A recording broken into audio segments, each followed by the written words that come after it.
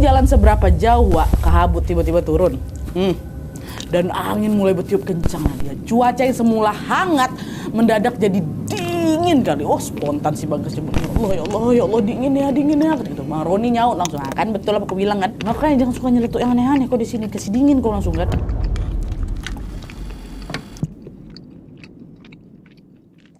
Hai, assalamualaikum warahmatullahi wabarakatuh. Terima kasih sudah klik video ini. Gimana kabar kalian semua, Wak? Semoga sehat-sehat ya. Di Jogja lagi sering hujan, Wak. Di kota kalian gimana? Jaga kesehatan dan jangan sampai telat makan, Wak ya. Musim lagi nggak nentu kayak ini bikin rawan sakit. Nih aku aja lagi batuk-batuk ini ya. Kalau nggak urgent kali mending udah kalian istirahat aja di rumah sambil ini nontonin video aku. Karena seperti biasa ya, di malam ini aku akan nemenin kalian lagi dengan menceritakan satu kisah horor Wak part 349. Kalian yang suka naik gunung, Wak, pasti relate kali sama kisah ini, yaitu tentang pengalaman Wawa waktu pertama kali mendaki gunung yang ada di Jawa Tengah. Pengalaman pertama itu kan pasti nggak akan bisa terlupakan kali ya kan, Wak. Apalagi kalau di sepanjang perjalanan ini terjadi hal-hal menyeramkan yang bikin bulu kuduk kita itu merinding, meremang. Udahlah pertama dibikin merinding gitu loh. Begitulah yang terjadi sama Wawa, Wak. Sejak awal dia ini memang udah dibikin deg-degan sama hawa dingin yang tiba-tiba nusuk tulang sampai gongnya, yaitu kejadian mistis pada saat perjalanan turun. Penasaran apa yang terjadi sama Wawa dan kenapa semua ini bisa terjadi? Tanpa berlama-lama kita langsung masuk aja ke ceritanya ya. Check it out.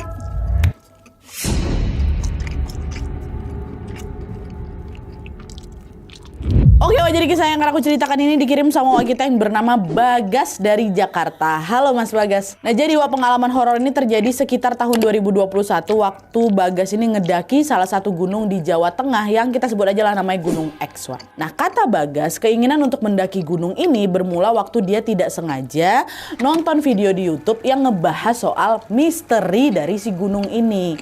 Katanya di balik pemandangan alam yang indah, gunung ini menyimpan banyak sekali kisah mistisnya. Bukannya takut sama kisah itu, si Bagas malah penasaran, Wak. Dan sejak saat itulah aku jadi pengen kali dia daki gunung itu, kata si Bagas.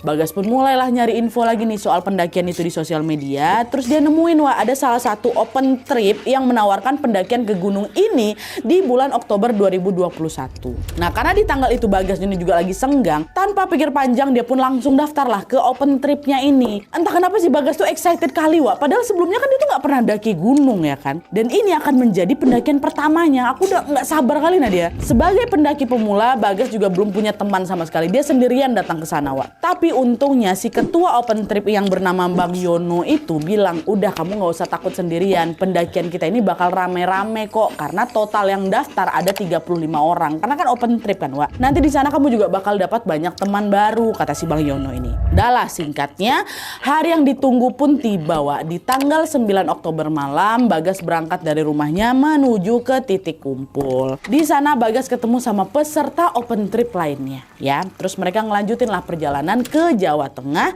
dengan naik bis yang memang sudah disediakan. Nah setelah menempuh perjalanan selama berjam-jam, mereka akhirnya sampailah di kota tujuan tanggal 10 Oktobernya jam 10 pagi. Nah terus mereka ini ngelanjutin perjalanan lagi ke base camp pendakian dengan naik truk gitu loh.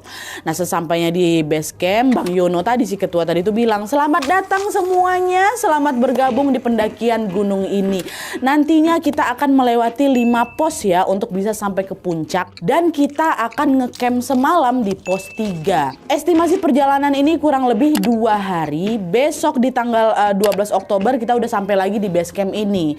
Karena pesertanya lumayan banyak nih ya, ada 35 orang, kita akan bagi jadi 3 kelompok ya. Setiap kelompok nanti akan didampingi 1 porter. Jadi pastikan kalian ingat porter masing-masing biar gampang kalau butuh sesuatu, kata si Bang Yono kayak gitu. Nah di situ aku masuk kelompok 1 Nadia, kata dia. Nah porternya namanya Bang Roni. Sebelum lanjut jalan, Bang Roni ini ngajak masing-masing kelompoknya ini untuk saling kenalan dulu lah gitu. Akhirnya dengan cepat aku pun bisa langsung akrab Nadia sama peserta 1 kelompok aku, ada namanya Aji, Gilang, Lukman dan juga Seno ya. Nah setelah ngobrol sebentar, ternyata nih dari 10 orang yang ada di kelompok aku itu Nadia, 8 diantaranya termasuk aku atau termasuk si Bagas sama-sama belum pernah daki gunung. Jadi ini akan menjadi pendakian pertama mereka juga. 8 orang ini loh. Waktu tahu itu lega lah Nadia, karena bukan aku nih satu-satunya pendaki pemula gitu kan.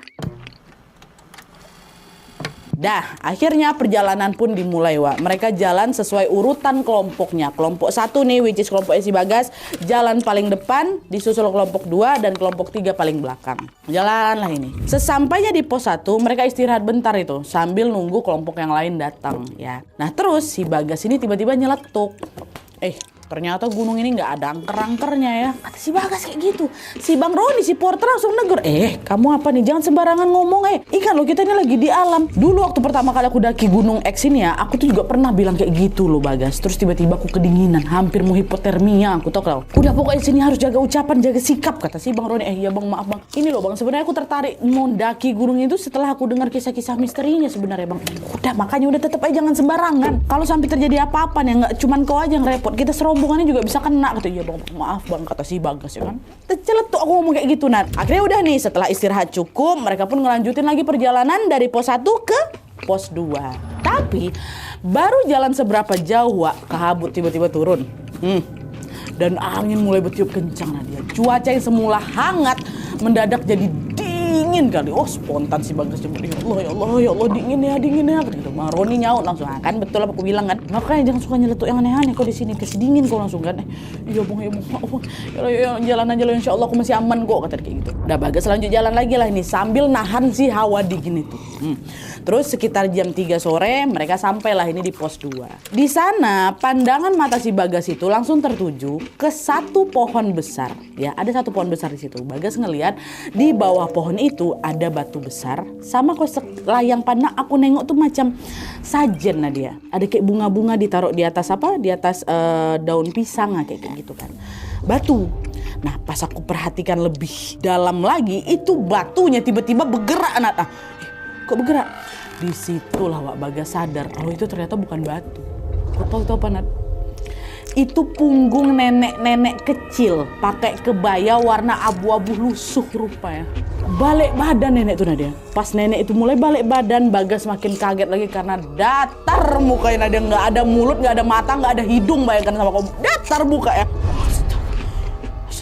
Aku langsung badan siapa, nggak bisa, mataku berkedip, Nat, dan suaraku juga nggak bisa keluar. Macam orang lagi ketindihan tuh, gimana aku lagi berdiri.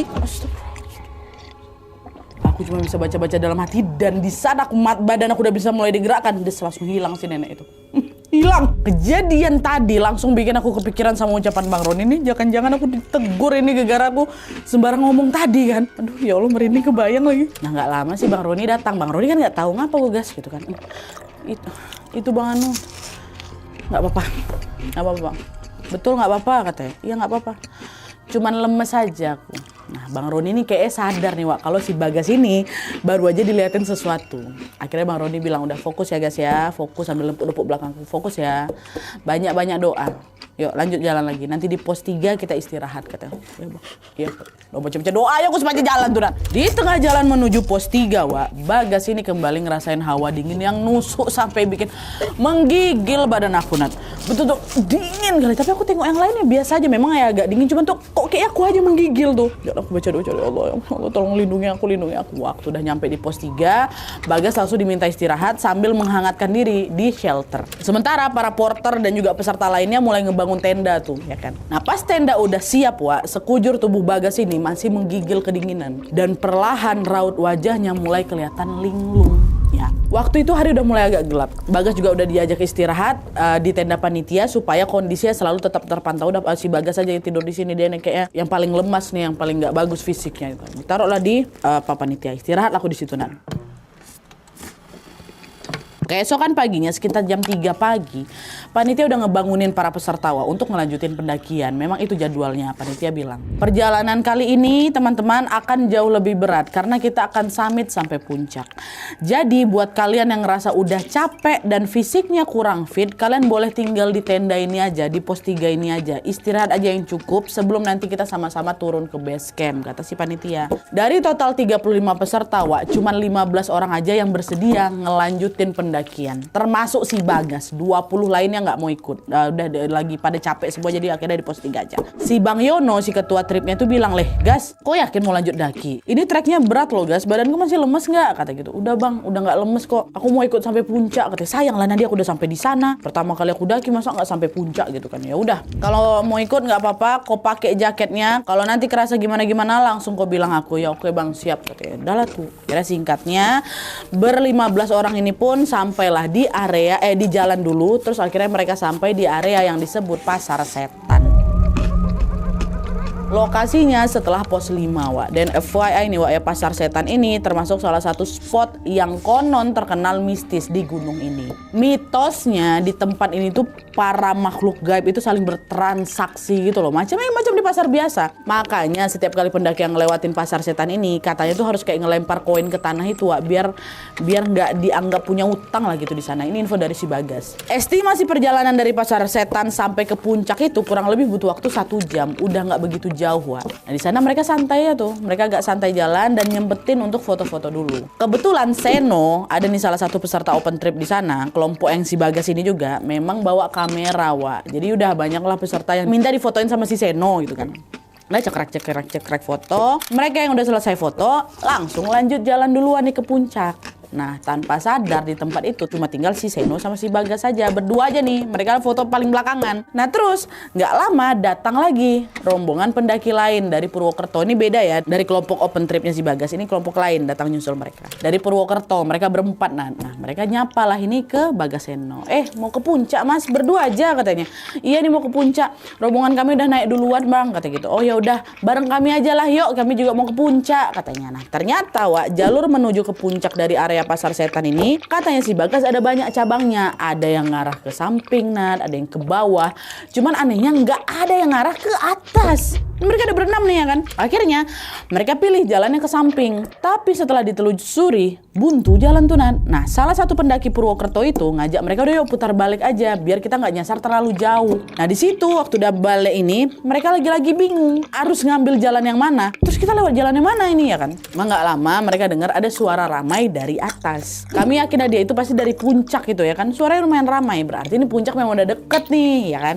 Akhirnya mereka cobalah nyusurin semua cabang jalan itu satu persatu. Dan setelah lumayan lama tuh kami muter-muter, dia 2 jam kami muter. Akhirnya mereka berenam ini berhasil lah nemuin jalan ke puncak, termasuk si Bagas sama si Seno ya. Sesampainya di puncak, para peserta dan panitia open tripnya si Bagas ternyata memang lagi nungguin Bagas sama Seno. Mereka heran, udah lewat dari 1 jam kok Bagas sama si Seno nggak nyampe-nyampe ya kan. Mereka ditunggu sama mereka di atas. Nah Bang Yono langsung nanya, kalian lewat jalur mana? Kok lama kali? Bagas bilang, nggak tahu jalur apa Bang, pokoknya tadi kami sempat nyasar. Terus kami muter-muter dulu katanya. Tapi kalian ngelewatin gardu kan katanya.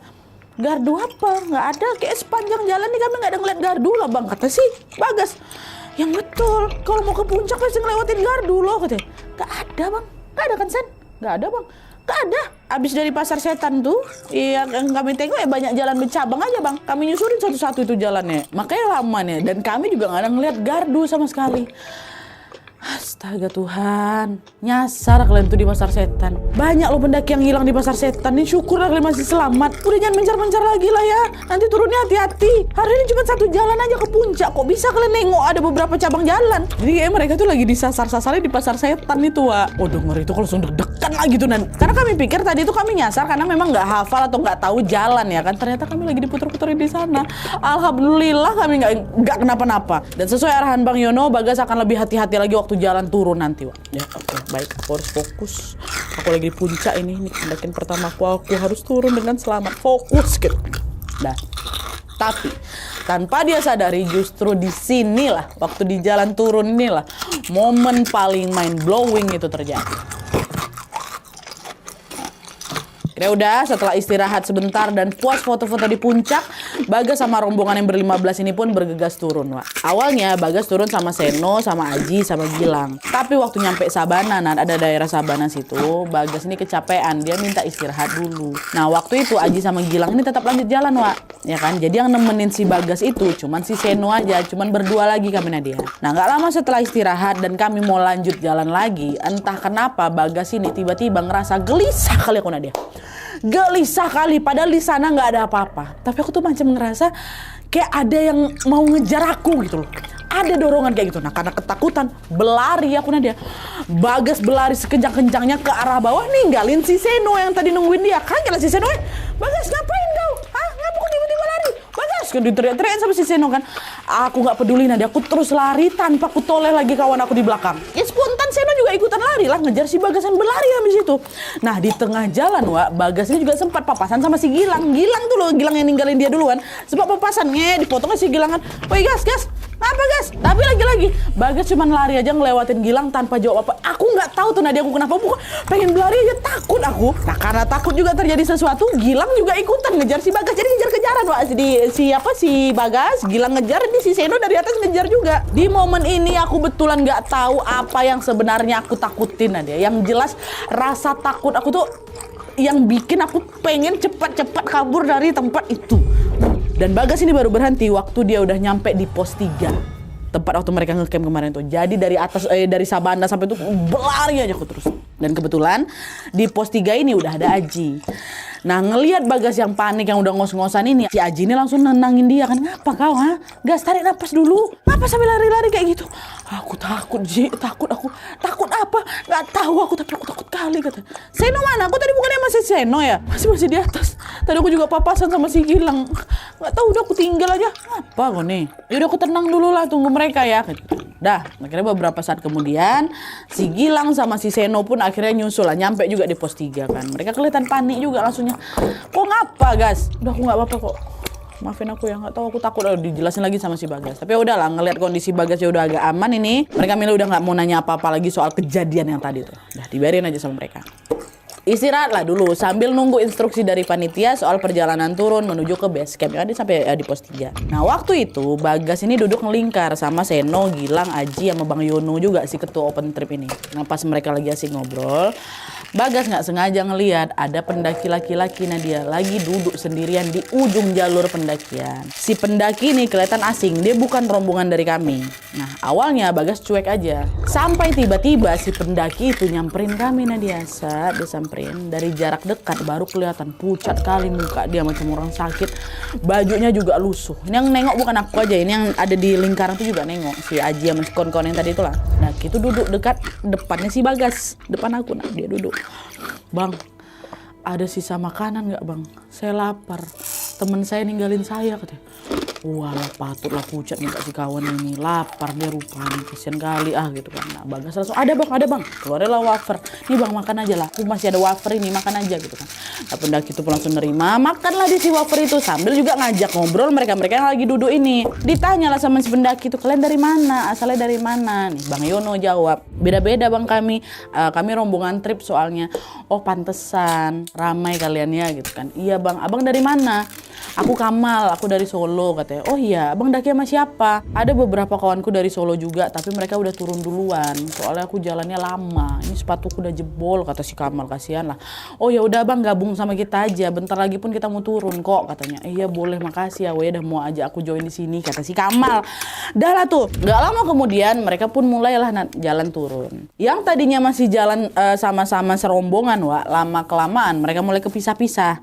Yang masih kuat pada jalan duluan ini depan dan yang udah capek pada ketinggal di belakang. Dan waktu itu kedua kakinya si Bagas ini sakit full kan. Kedua kaki aku sakit pegal karena aku habis lari full kan dari puncak sampai pos 3 itu baru kerasa sakitnya. Akhirnya Bagas ini termasuk yang jalannya agak ketinggal ya. Nah begitu juga dengan Bang Kamal tadi kan sepatunya jebol kan maka dia cuma bisa jalan pelan-pelan aja. Jadilah di situ Bagas berdua aja sama Bang Kamal jalan. Nah pas sudah hari udah agak sore itu mereka akhirnya sampai di pos 2. Di sana mereka cuma istirahat bentar terus lanjut jalan lagi. Mereka nggak mau lama-lama tuh di sana karena kan perjalanan juga masih agak jauh ya kan, masih harus ngelewatin pos 1 lagi baru lanjut ke base camp. Tapi karena udah kecapean di titik ini aku udah mulai nggak fokus perhatianku cuma tertuju ke jalan setapak yang arah ke bawah.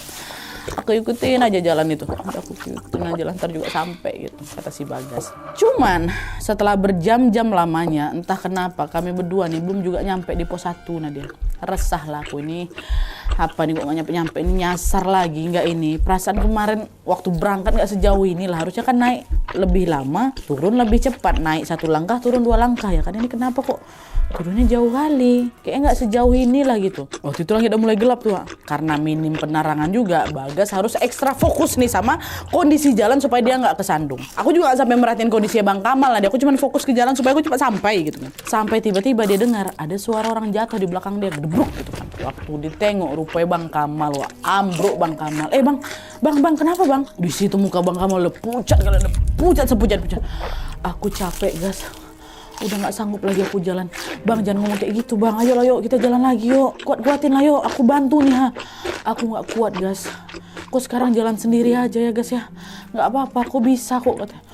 Apa nggak panik aku Nadia di situ? Selain karena kondisi fisik aku juga capek, ya takutlah aku Nadia. Ini pendakian pertama aku.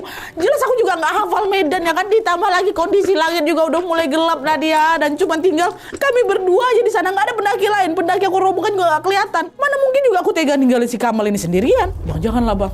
Udahlah aku di sini aja lah nemenin Abang. Di atas kan masih banyak pendaki itu. Kita tunggu aja lah, siapa tahu ada yang bisa nolongin. Dah kita istirahat aja di sini. Si Kamal bilang lagi, jangan. Kau harus cepat turun sebelum nanti langit makin gelap loh. Bahaya lama-lama kau di sini. Udah kau ikutin aja jalannya. Pokoknya ambil aja jalan yang besar. Jangan kau belok ke jalan setapak.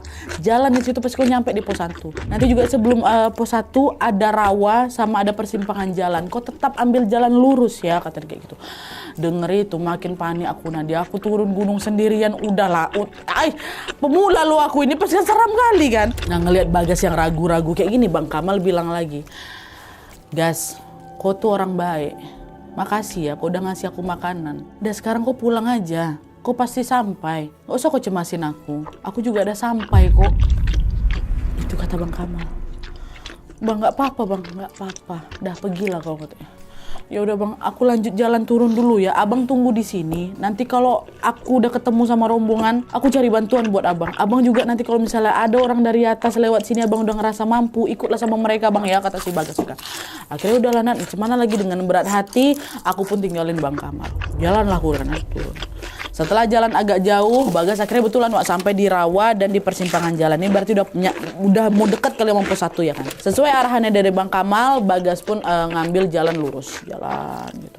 Nggak berselang lama, Bagas disalip dari belakang sama pendaki tektok rupanya. Pendaki yang langsung muncak terus turun di hari yang sama gitu. Nggak ada nginap-nginap, nggak ada ngecamp. Nah pas nyalip si Bagas, pendaki itu bilang, "Weh nanti jangan belok ya Mas ya, lurus aja," katanya. Nah, karena pendaki itu sambil berlari, Bagas nggak sempet nahan dia cuma teriak aja, Mas, tadi ada ngeliat pendaki duduk di jalur pendakian nggak Mas? Gitu Mas. Bang Kamal maksud si Bagas. Nggak ada Mas, nggak ada orang di sana, kata si orang ini.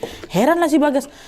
Kok dia nggak nengok si Kamal ya? Lagi nepi buang air apa Bang Kamal? Masih positif thinking aku tuh Nan. Oh ya Bang, makasih. Dah, gak lama disalip lagi sama pendaki tektok lain juga. Bagas nanyain hal yang sama. Mas, tadi ada ngeliat pendaki duduk di pinggir jalan nggak Mas? Sama juga jawabannya. Nggak ada siapa-siapa Mas. Makin heran lah aku.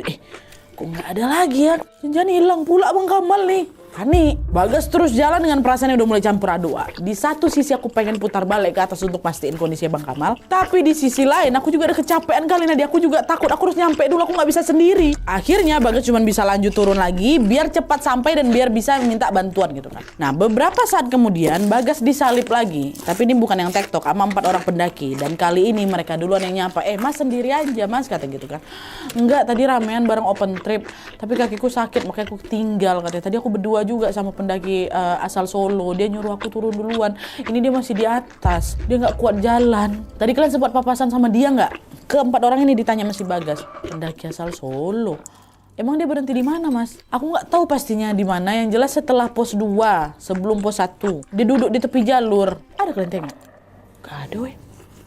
Kayak kami nggak ada nengok siapa-siapa lah Mas di sana. Atau mungkin dia udah lanjut jalan nggak gitu? Nggak mungkin. Boro-boro mau lanjut jalan, ngomong aja udah nggak kuat kok dia. Coba kalian ingat-ingat lagi, dia pakai kemeja merah sama pakai celana trending katanya. Nggak ada Mas, nggak ada siapa-siapa di sana. Tapi juga tadi jalan kok nggak berlari, nggak ada nengok kan weh, nggak ada nengok. Nanya ke 4 kawanan lainnya nggak ada gitu. Makin gelisah lagi aku. Astaga gimana nih ya? Bang ada Bang tadi di situ. Makin lama makin panik siapa ini jadi kayak menggebu-gebu gitu nanya untuk memastikan keempat orang ini. Karena udah banyak orang yang turun ditanya nggak ada, Bagas ini pun mau naik ke atas. Udah aku susul ke atas aja lah, ditenangin. Mas jangan dulu mas, turun dulu aja, nanti di bawah kita cari bantuan untuk teman mas di atas. Tapi kayak mana dia, kasihan pula dia sendirian. Kalian pun dari tadi juga nggak ada nengokin dia, aku takut dia kenapa-napa. Nah justru itu, kamu nggak bisa berangkat sendirian ke atas kalau memang kita nggak ada ngelihat dia. Kalau misalnya dia jatuh kayak gimana? Kamu juga nggak bisa nolong sendirian kan, kata mereka berempat. Ini mana nih, akhirnya dengan segala bujukan akhirnya Bagas mau diajak turun dulu ke base camp ya kan. Sesampainya di base camp, para pendaki itu yang berempat ini langsung datang ngomelin open trip aku Nadia. Kalian nih kayak gimana nih? Itu teman kalian kan, sambil nunjuk aku. Kok dibiarin turun sendirian? Tadi kami nemuin dia linglung loh, katanya ada pendaki yang lagi sakit di jalan. Di sepanjang jalannya dia bilang kami nggak ketemu siapa-siapa selain dia nih ha. Bang Yono si ketua open trip yang denger omelan itu juga langsung klarifikasi, bang kami nggak ninggalin Bagas sendirian bang. Tadi Bagas tuh emang turun berdua sama pendaki lain asal Solo namanya Bang Kamal kata. Tapi kami nggak ketemu siapa-siapa di jalur pendakian itu selain si Mas Bagas ini. Mungkin waktu kalian lewat Bang Kamal itu lagi buang air. Udah kita coba tanya dulu aja lah ke si Bagas ini gitu kan, kata si Bang Yono. Bang Yono langsung nanya ke aku Nadia soal kejadian tadi. Aku pun ngejelasin lah semuanya ya kan. Nah di akhir Bagas itu bilang, kita cari Bang Kamal yuk, kasihan dia lapar, dia sendirian. Kok dia kenapa-napa gimana gitu. Bang Yono bilang lagi, Bagas kita tunggu aja dulu ya, ini siapa tahu Bang Kamal udah jalan turun. Dan memang waktu itu masih banyak pendaki yang lagi turun Wak. Nah setiap ada yang nyampe di base camp pasti langsung ditanya, kalian ada papasan sama Bang Kamal yang bajunya baju merah kayak gitu tuh. Cuman jawaban mereka semua yang turun ini selalu sama, kami nggak ketemu siapa-siapa. Takut terjadi sesuatu, Bagas sama teman-temannya barulah memutuskan untuk lapor ke petugas registrasi dulu.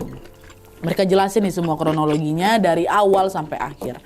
Terus si petugas ini nanya, kalian ketemu langsung nggak sama orangnya? Siapa aja yang nengok? Kata si ini kan. Si Bang Yono jawab, kami nengok bang. Itulah si Gilang, si Seno, si Aji, si Bang Yono, si Bang apa itu nengok. Cuman bang yang paling lama sama dia Bagas, karena tadi itulah ya kan. Seolah tahu apa yang terjadi, si petugas registrasi ini langsung keluar dari posnya.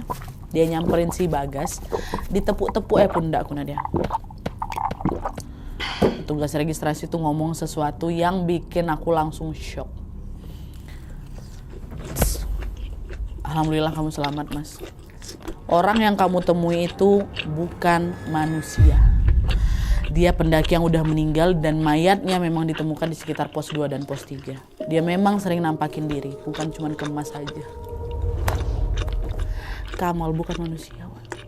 Apa enggak, Nat, baru kali itu aku menangis depan orang, Nat. Menangis aku di situ. Kok iya bisa dia tuh hantu? Tadi tuh loh kami betulan ngobrol. Kami betulan jalan berdua. Yang nengok bukan cuma aku aja, Bang Yono, si Aji semua juga nengok tuh dia datang bilang lapar tuh. Dia makan kok wafer, aku ditengok juga sama kawan-kawan. Senyata itu dia. Ngerasain semuanya udah susah kali dipercaya Nadia, tapi aku langsung teringat lagi sama ucapannya Bang Kamal sebelum pisah tadi ya kan. Ingat kan kalian? Sekarang kau pulang, kamu pasti sampai. Jangan khawatirin aku, karena aku juga udah sampai.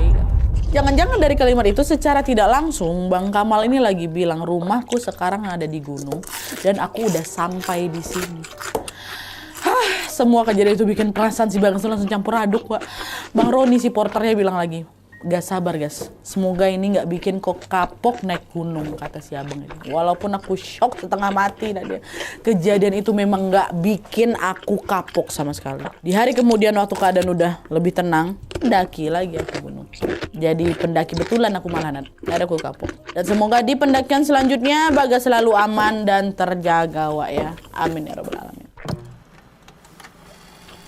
Oke Wak, jadi itu tadi kisah pendakian pertamanya Bagas. Kisah ini tuh jadi bukti nyata dari kalimat segala sesuatunya tergantung niatnya. Kalau niatnya bagus, insya Allah hasilnya juga bagus. Tapi kalau niatnya jelek, hasilnya juga bisa jelek. Di kisah ini Bagas ini kan pengen ngedaki gunung ini dengan niat apa? Pengen ngebuktiin kisah misteri yang ada di sana ya kan? Dan ternyata betul di sepanjang perjalanan dari berangkat aja nih sampai balik, Bagas betulan ngalamin banyak sekali kejadian mengerikan kan Wak. Dan puncaknya waktu itulah Bagas ketemu sama Kamal.